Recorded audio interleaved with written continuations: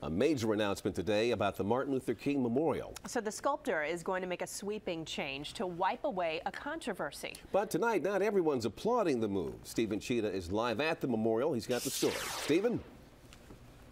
Leon, this is what sparked the controversy. This quote you see here on the memorial: "I was a drum major for justice, peace, and righteousness." It is an abbreviation of a much more involved statement, and some people believe it diminishes Martin Luther King's message and legacy.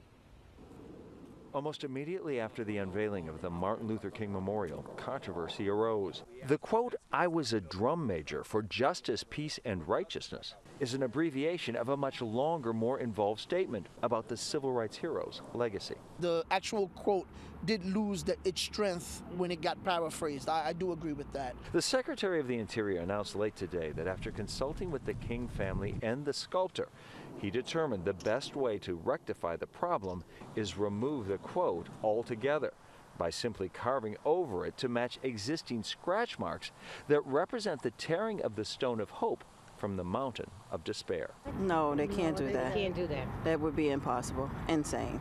Word of the quote's removal did not sit well with all visitors. Would they put the whole quote back? Sorry? Everything that he said, would they put it on there without chopping it down? No, so leave it alone. So then they'll leave it alone. Others say most monuments have snippets of great men and women's most compelling statements anyway. All of the statements that are stated here in this wonderful memorial are truncated statements out of larger speeches. I think we need to respect the family's wishes. It's their legacy.